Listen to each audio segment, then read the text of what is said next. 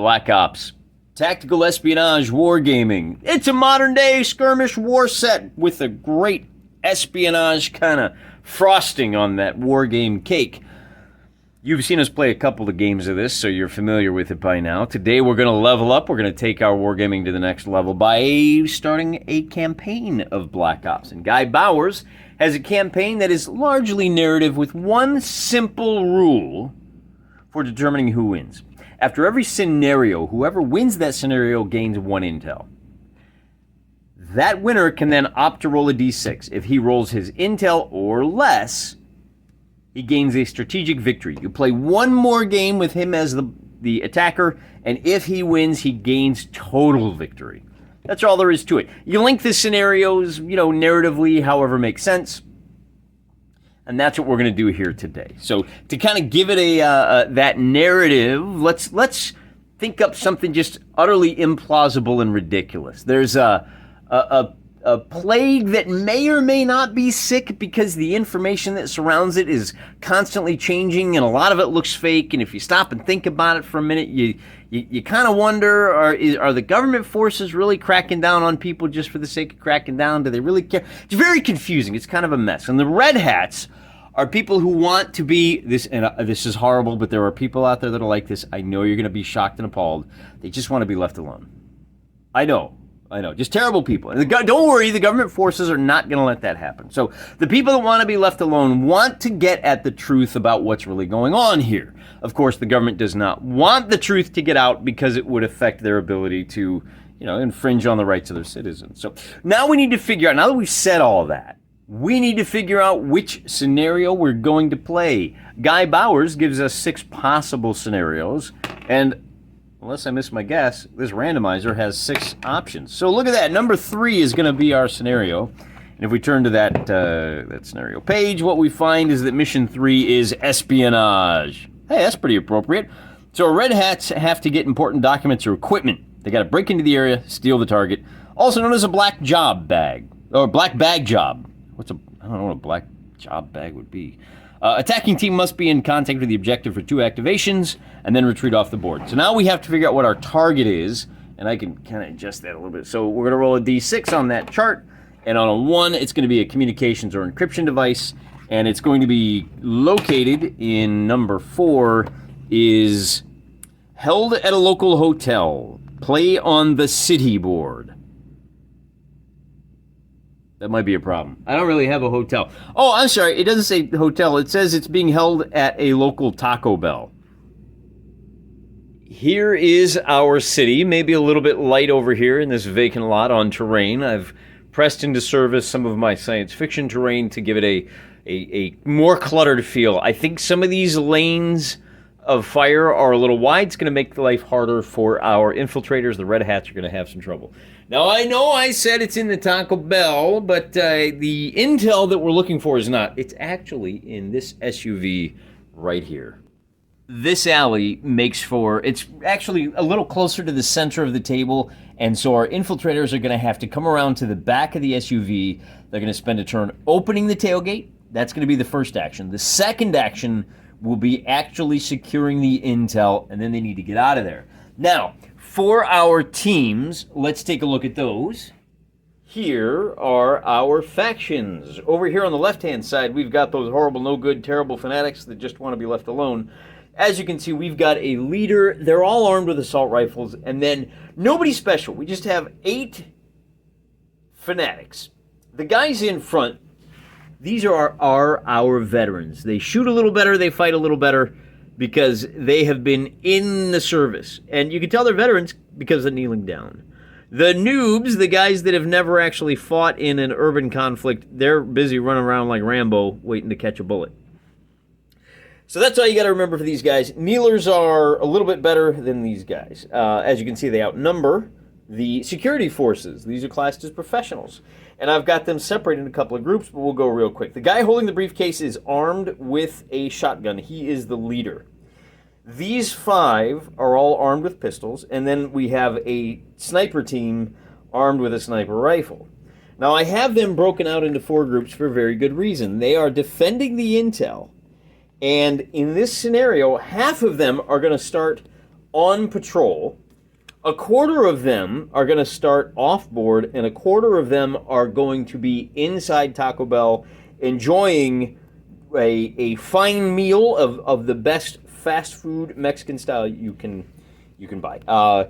Here we have, this is not a paid endorsement, by the way. Frankly, I can't eat this stuff. My old man digestive system won't take it.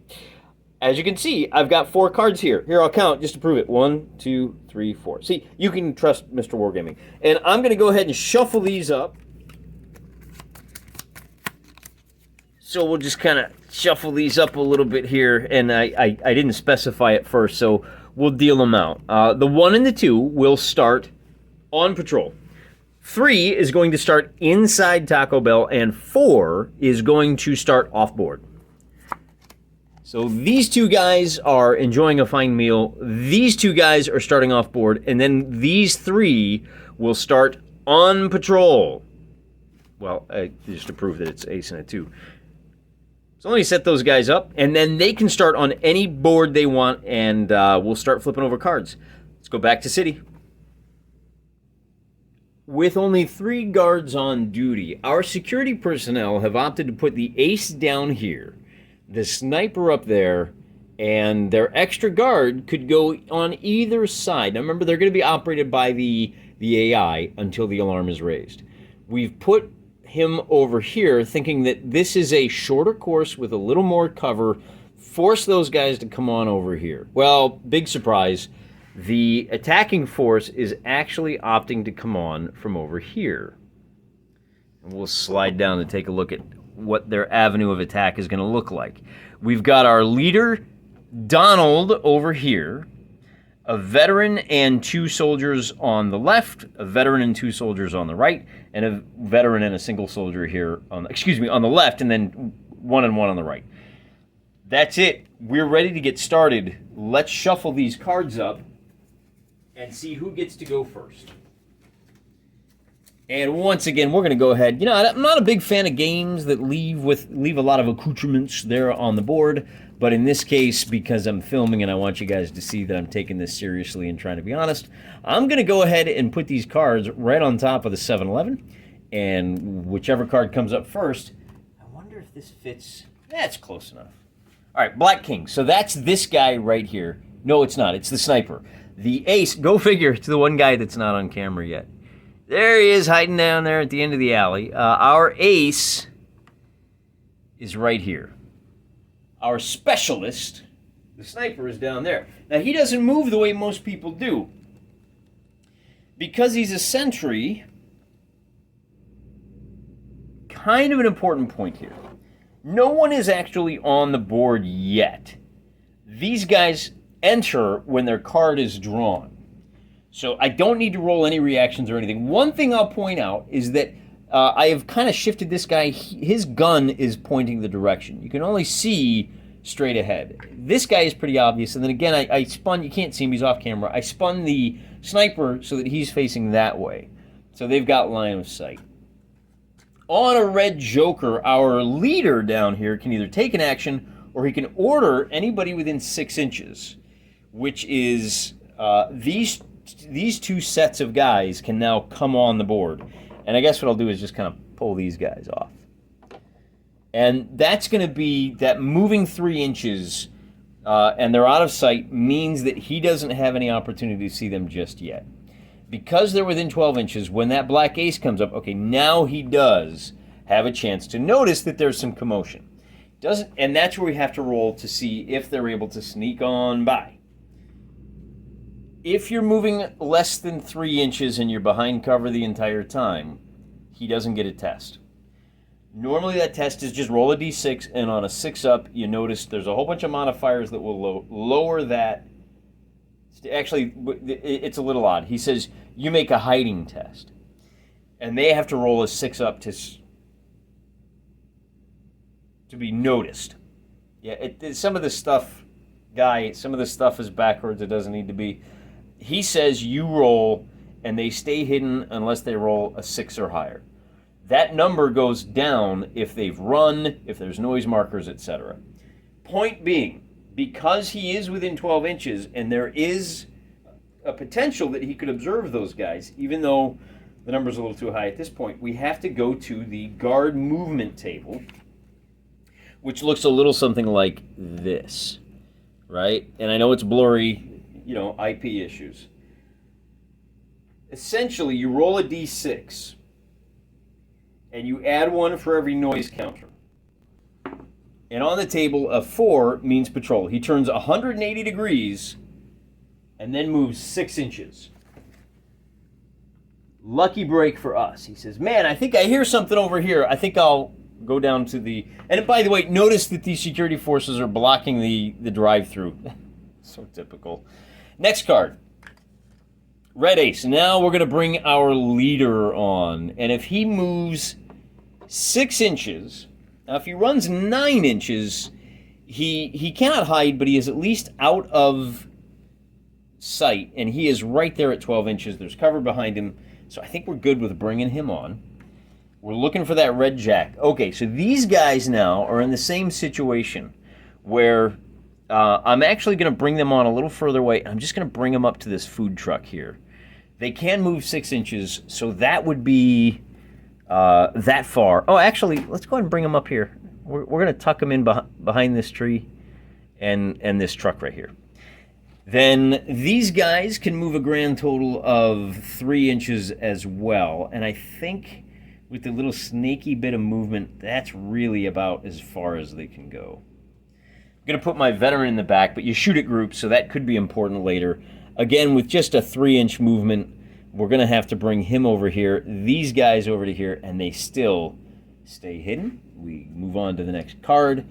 Black Jack is going to be this guy. Now, because he has the potential for seeing these old boys, he's going to roll on that table as well. There's no noise markers, so a 6 is, He moves 6 inches in the direction he's facing. And that's going to put him over here. Apparently, our guys... Our red hats have some diversions because all the guards are heading away from the target. Red ace, we're going to move our leader up another 3 inches, and he is going to be hidden. So we'll put him right there, kind of scoping things out. Red jack means all of our boys can move 3 inches. We'll move this group over here to within the park. He can't quite make it. He's going to go over there, and then we'll pile these guys up behind the car. And then these guys... Now, we could... Problem is, there's some pretty good line of sight through here. And it's worth pointing out that the guys that are inside the Taco Bell, there's an exit on this side of the building, and there's an exit on the opposite side of the building. So we'll have to figure out which exit they come out when the alarm is raised. That's for later. But it is important for knowing where these guys are going to move. I think given where he wound up, we'll just slide them up over here and they're still hidden. That's probably the best thing to do. We know that's the second card, so they're going to be done. The leader is now, he gets a chance to move. And on a 2, he looks around, turns 90 degrees. On a 1, 2, 3, he turns to the left.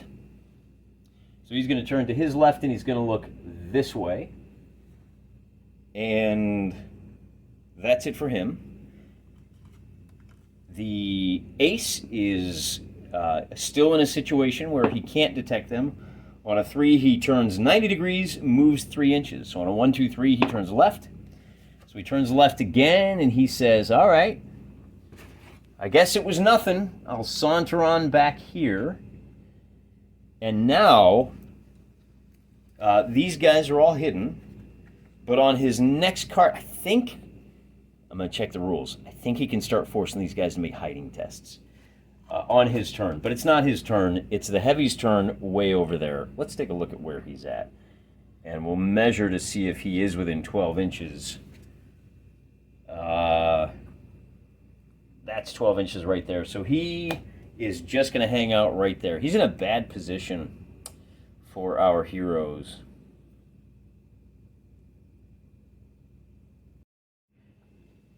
That's a pretty good angle. That captures all the action right there, and we can still see our cards, which I'll shuffle up. Give it a good solid. Remember, everybody's going to get 2 actions. The leaders are each going to get a joker that they can either take an action or give a command to anybody within 6 inches. And to start off turn 2, blackjacks mean that he is going to get to react as a guard by rolling his d6. Still no noise counters.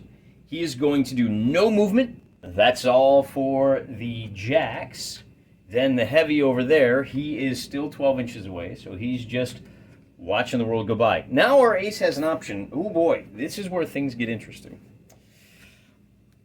Our guys can advance 6 inches, which would put them to the edge of the street. That's a bit risky because it means if he drifts forward, he's going to get an opportunity to see them. And we could run 9 inches, but then that generates a noise counter, and that's going to draw him closer. Instead, I think what I may do is run these guys. See, they're a little too far away. It's going to put them right here. If I run all 3 of these guys, they're going to be in the open. And now the question is, does that generate 3 noise tokens? Is that likely to draw these guys over this way? Yes, it will. I'm going to put 3 noise tokens down in the center of their movement. That's going to draw some attention.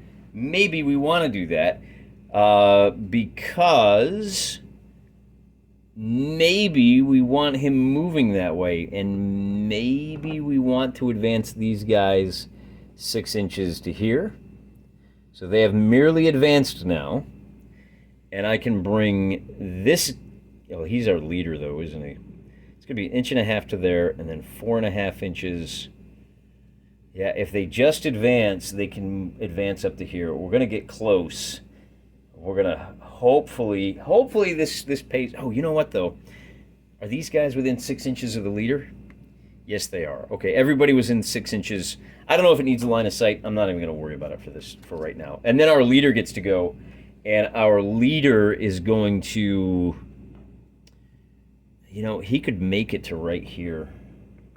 He's a little bit closer, so yeah, that's kind of what it's going to look like. They rush up like that.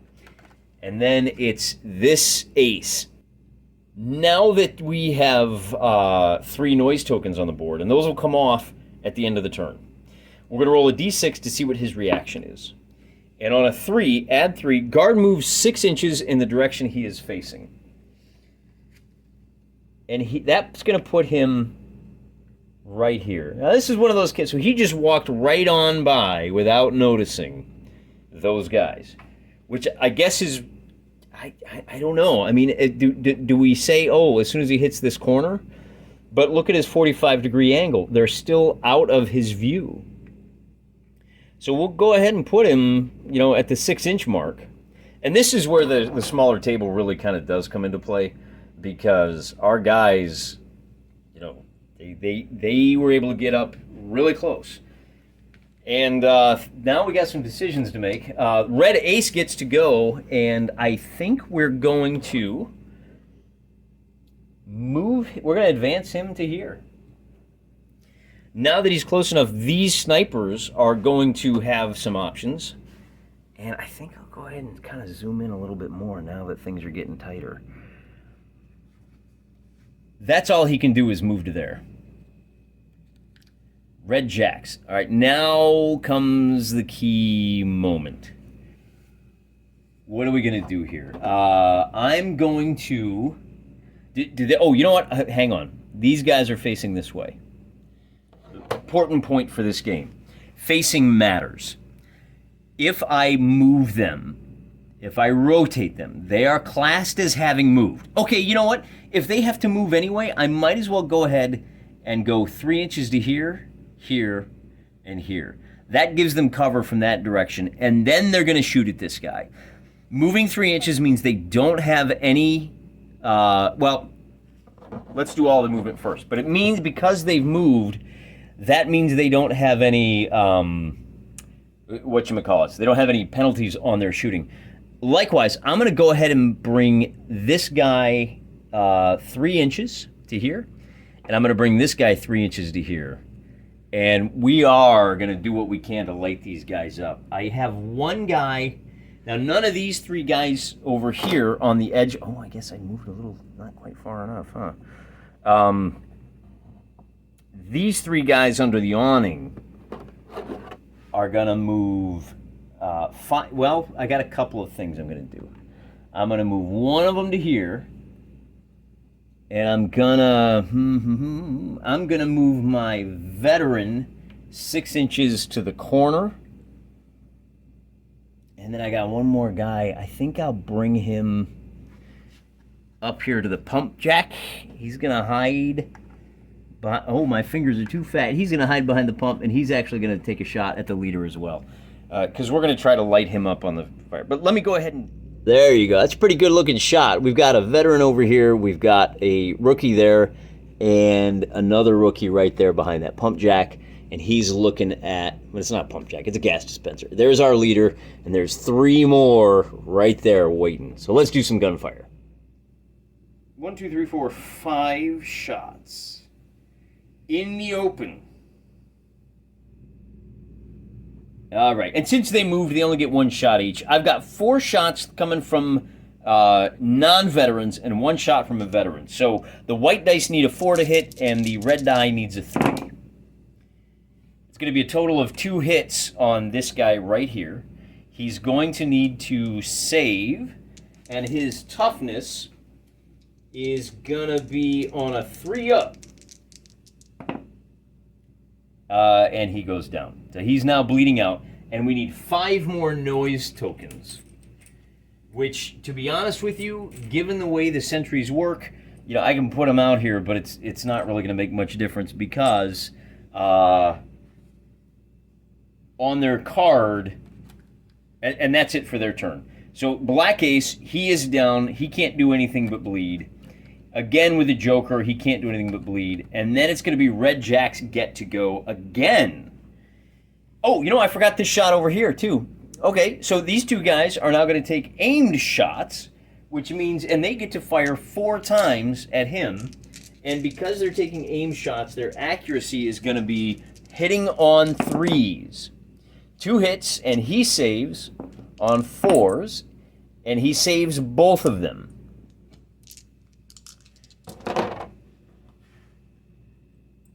The alarm is still not raised. We'll go ahead and play it strictly by the book. Let's move some guys to make life difficult for the boys that are still on the board. I've got one guy over here who is going to take cover behind, and I guess with him gone, we can look a little closer. So you can just see his head peeping out. And then I've got another guy that can move 3 inches to here. So I'm going to take 2 shots at this guy. And one of them is going to be the red die. He's going to be at looking for a 4 on the red die and a 5 on the other. That's going to be 2 hits. He's got a save, and that sniper laying there is gonna need, what does he save on? He saves on 4s. And so he saves both of those 2. Hey, it was worth a shot. All right, now I gotta slow down here. So we still have 3 more guys here that can get into position. So he's gonna move over to here. He's gonna come around to this corner. And then, I guess, since they're actually, we'll bring him around looking over the hood. So basically, these 3 guys are ready to open fire if anybody steps out of this door here. And that's going to be it. So Blackjack, okay, now this guy over here, is the alarm raised? I think because I have 8 noise markers, I think that's going to be a raising of the alarm. The first action he's going to take is going to be to raise the alarm. He's going to pull back out of the line of sight here, and then he's going to get on the horn and he's going to notify everybody, hey, alarm, alarm, alarm. That's going to be his turn. The alarm is now raised, and on the next jack, reinforcements are going to arrive. It is the king, which is this guy here. who has now been alerted to the danger. He's going to have to come over here and get behind that dumpster. And that's a little more than 3 inches. So because he has moved, if he wants to take a shot at this guy, who's the only one he's got line of sight to, he's only going to hit on a 6. Might as well. You never know. Hey, there you go. And then he's going to have to make his save roll, and a 6 is absolutely going to succeed. So that's it for that turn. No noise counters. And now, speaking of the devil, there we go. So his first action is going to be to jimmy the back of the truck. Then we've got our red jacks get to go. And, you know, I'm going to go ahead and bring this veteran over here. And I'm going to bring him over as well, as long as he's willing to hang tight. Oh, I'll tilt up so you can actually see what we're doing there. These two guys are just going to slide over. And that's going to be it. They're going to try to delay the guy that's watching them. Likewise, I think I'm going to bring this guy back. He's going to run back over to... Now he can move a total of 9 inches. So that's going to be 6. That's going to be 3 inches to there. And, oh man, I'd really like to give him... Because I don't know where the... We're going to bring him over to this diner. He's going to run over here. Because I don't know where those reinforcements are coming from.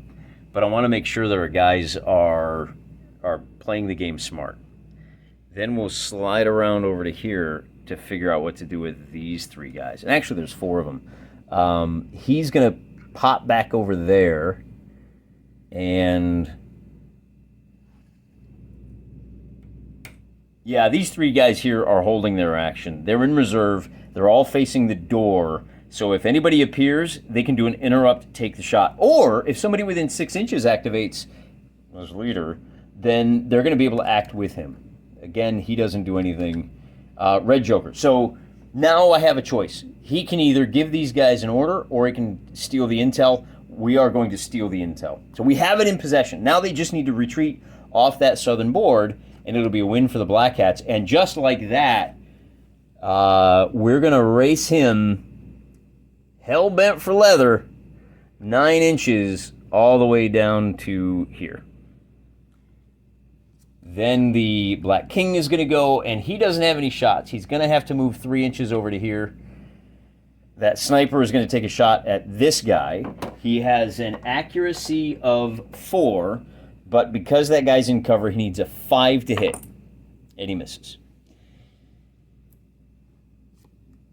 He gets another shot, and we might as well take it. So that's a hit.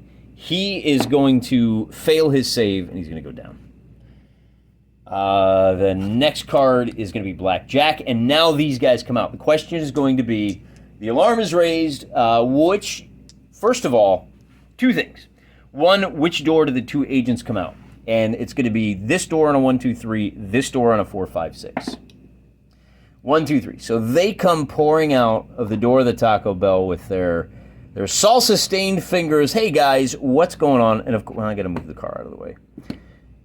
And unfortunately for them, that means they're gonna get hammered.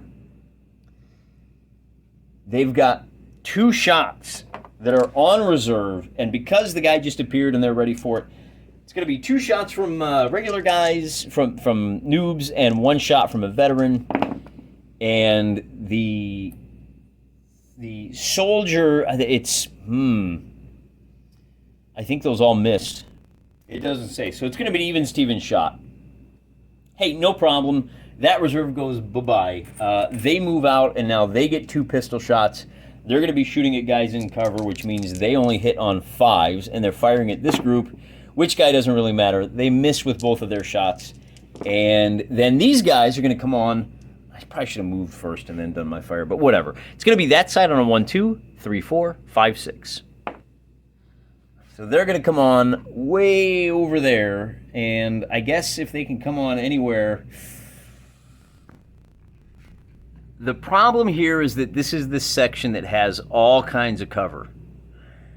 So wherever they come on, they're going to have a tough job ahead of them trying to stop this leader right here.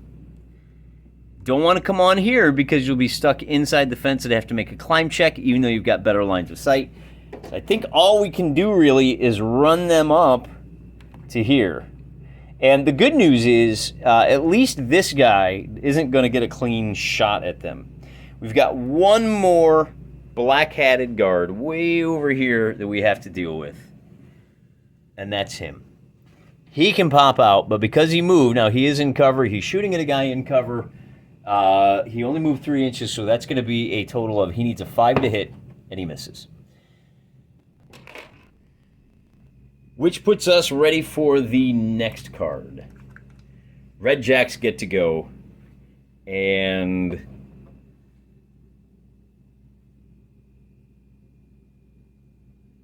we're gonna pull back in a lot of different ways. I wish we knew what this card was. If we were smarter, if we were keeping track, we'd be in a better position. No, I think we're going to, because this is the victory. If you can get that off board, go Donald. We've got 3 shots at this group of 2. This time we are aiming. We're going to be hitting with pistols. And oh, by the way, no, those are assault rifles. When you don't move, you get 2 shots. You know what we could do? We could fire suppression fire on these guys. But we're not. We're going to try to put them down. Our fanatics have had enough of this nonsense. And wow, that's a lot of ones. So a single 6 is going to be a single hit. They do hit on these hit on 3s, and that's going to be a save for the agent. He only saves on a 5 up, so one of the agents goes down. We've got a guy over here who can cause some havoc by moving 3 inches to here, up to this side of the oversized Land Rover. And then we've got 2 guys over there, only one of which can shoot. I think we're going to go ahead and pull these guys back. We'll run him 9, and we'll run him 9 as well. And that's going to, and they're facing in this direction at the end of that run, because they're going to provide some more cover for that leader. The whole thing may be, okay, Blackjacks get to go again. This guy is going to slide back and get into cover, and he's going to engage in basically a running gunfight. He'll shoot at one of these 3. He's only got 1 shot because he moved. It's going to be a miss. We've got a guy over here who can move just 3 inches, get behind the Jersey barrier for cover, and then he'll take a shot. He's got to shoot at the nearest to get him. So as it is, he's only shooting that guy. And with a pistol, he's further than 9 inches away, so he hits on a 5. Well, he hits on a 6. Our save is going to be a 1, and that guy goes down. And that's the end of the turn. Wait, no, we've got 2 more guys over here. Let's run them. 8, 9, let's try. Yeah, we're going to run them over to here, hoping that on the next turn, they can get close enough to intercept him. If the Blackjacks go first, then they can make life awkward for Donald there. As usual, we'll go ahead and shuffle, and we'll just kind of shuffle those up. I think either the cards are really good quality or my hands are just really, really sweaty and sticky. So let's see who goes first. Red Jacks is a very good sign. This Red Jack, because it lets us put a guy here. Now, he doesn't have a line of sight, but he doesn't need it. And then we're going to put, oh, actually, we could, yeah. Now, let's put him right here, actually. I like that better. We're going to withdraw this guy. He's going to race over to here. And we got this guy here who's going to race. He's got 9 inches of movement. He can move 6 to here. And then I think, no, we're going to put him right there. They're basically offensive linemen running interference for Mr. Red Hat. I do have one more guy who can move 9 inches, which would allow him to get to here. There we go. Next card, Red Jacks. There we go. That's actually kind of a bad sign, isn't it? Not necessarily. This guy can move 6 inches and still take a shot. So he'll rush over to here, and then these two guys are both going to shoot at this guy who's in the open. So they get a... these are both veterans. They're hitting normally on 4s. He has not moved, so he's hitting on a 3, and he's hitting on a 5. So the yellow hits on a 3. We get 1 hit, he saves, and on a 6 he saves. And then I think that's it. Maybe we'll move him over to here and take a shot over there, but he's only going to hit on a 6. Hey, you might as well, right? You never know. And then the next card is going to be... Oh, he's got a shot here, too. But again, that's going to be a miss. Blackjacks. There we go. Nobody's going to be able to move to intercept, but we can. Probably should have had our red hats doing a bunch of suppression just to make them pin their heads down. We can bring him 6 inches to here, and he no longer has line of sight. So we'll go ahead and bring him up to that corner there. Maybe he can work his way around to intercept. This guy's going to move to there, and then he's going to move 9 inches to there. So we have some close combat now. But before we do that, we'll go ahead and give this third guy a shot. He's going to be firing 2 shots with a pistol. He has not moved. These are going to be aim shots. He's going to be hitting on 4s. It's -1 for the cover, +1 for the aim, or it's actually -1 for the aim, +1 for the cover. You get it. He hits once, and this guy is going to fail his save and go down. Then we've got a couple of close combats here. Now, these close combats are both going to be face-to-face, face-to-face. I don't know if should we call this guy in cover? Should we call this guy in cover, any kind of defense? I don't think so. They're all fighting with basically pistol whipping each other. So we're going to roll our close quarters combat and see if we succeed. The agents have CQCs of 4. The soldiers have CQCs of 4 as well. So over here, we're looking at 4s to hit. They both hit. And over here, it's going to be 4s to hit. And, oh, I should specify. Oh, you know what? Let's do this. The red die is the red hat. They both miss. So both of those combats are inconclusive for this turn. Next card is going to be blackjacks. We got a couple of guys who are still in... Well, let's see. We got anybody shooting? Yeah, he can take a shot here, but he is... How far away is he? Is he 9 inches? Nope. So he can fire twice, trying to hit. And that's going to be 2 hits versus a save of nothing. He goes down. Then he's going to move to 6. He can move to here, and he can take a shot at the leader. Wow, I thought it was all sewn up. That's going to be hitting on normally a 4, but because he advanced, it's going to be a 5. And I think that's it. So he hits, and our leader is going to save on a 5. So he fails his save, and he goes down. All right, I may have badly misjudged how this works. Then we've got a close combat here. 2 successes and a close combat here. The red hat succeeds, he fails, and when that happens, I think the black hat now has to make a save. And that's close quarter combat. If one fails, one succeeds. If they succeed but they tie, then you compare weapons. If they both succeed, oh, I got it wrong. If they both succeed, the lowest roll wins. So if he rolled a 4 and he rolled a 6, Red Hat would have won.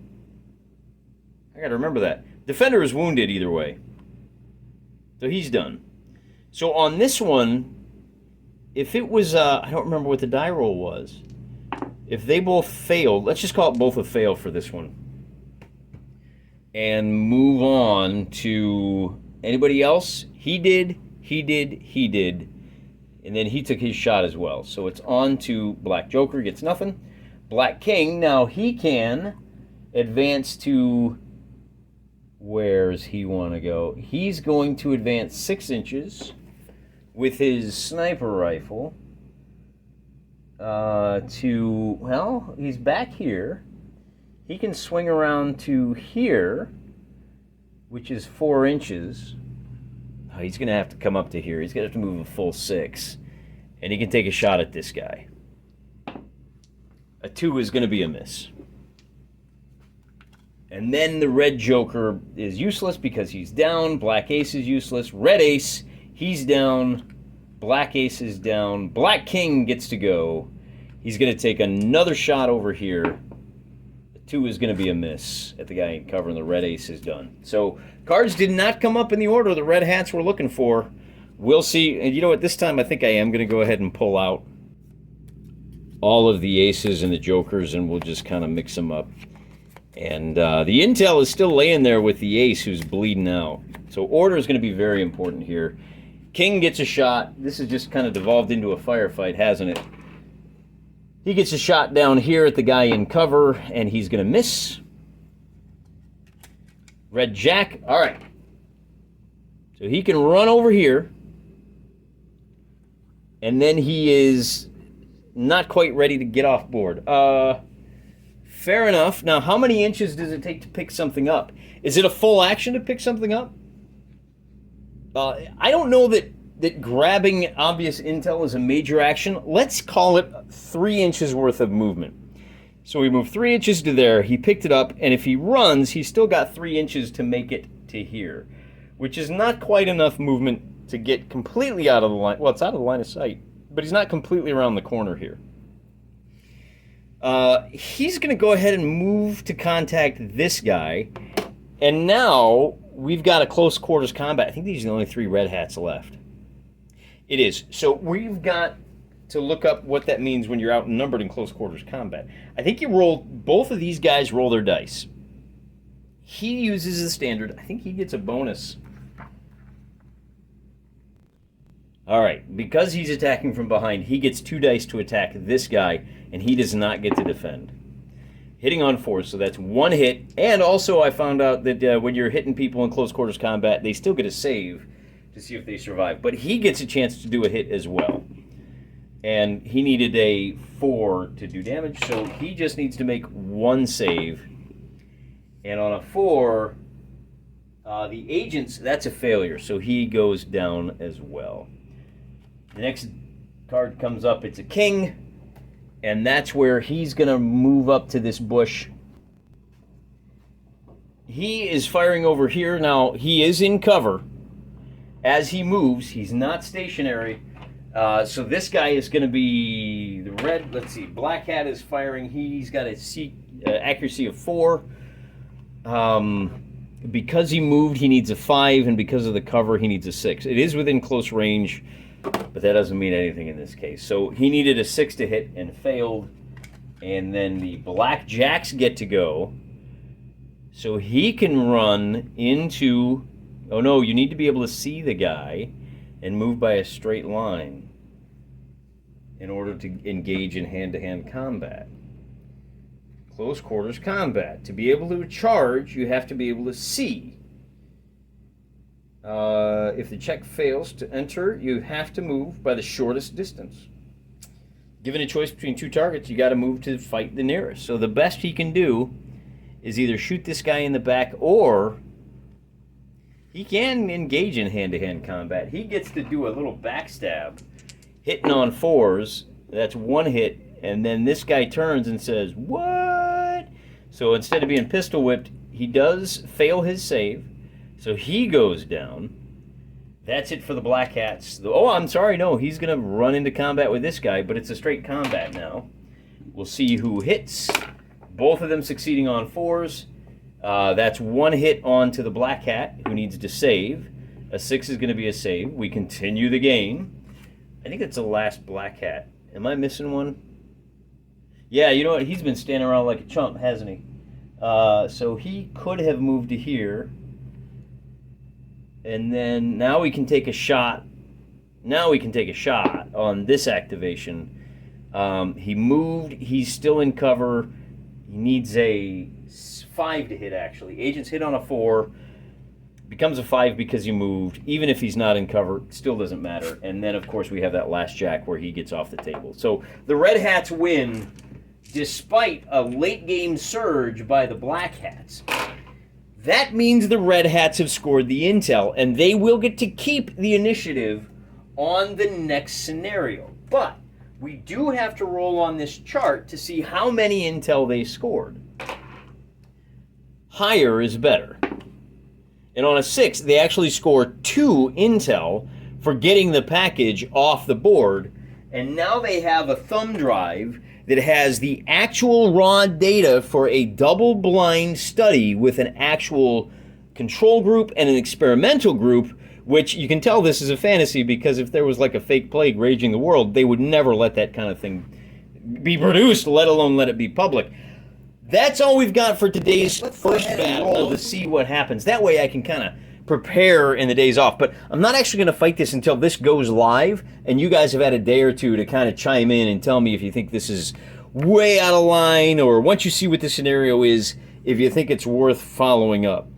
We're going to roll a d6 for the scenario, and on a 6, it's going to be scenario number 6, surveillance. There you go, surveillance. So we have to roll. The target is an area of interest, and the board is going to be board number 2. In transit by a convoy, use the defile board. So the defile board that Guy presents us looks a little something like this, and this is why I wanted to establish this right away. Let's take a fresh look at this. For surveillance, each side is going to place 3 markers, and they're all the same. So there's 6 markers, and your team has to be the first to spend a turn investigating each of those markers. The river is a river canyon. It's uncrossable except at the bridge. There's a little like toll bridge, or maybe a little, old-timey house, maybe a fast food place. If we're doing this in a fantasy version of the United States, because the narrative we have here is ridiculous. You wouldn't believe it if you saw it in a movie. Right, but it's mostly a wilderness where we're doing a little bit of surveillance, trying to investigate some stuffs. Or hey, if you can shoot the other team down so they can't do that, that works too. But a lot of wilderness stuff. Only one way to cross the board will present some interesting tactical challenges. Tune in next time. Till then, I'm praying for you.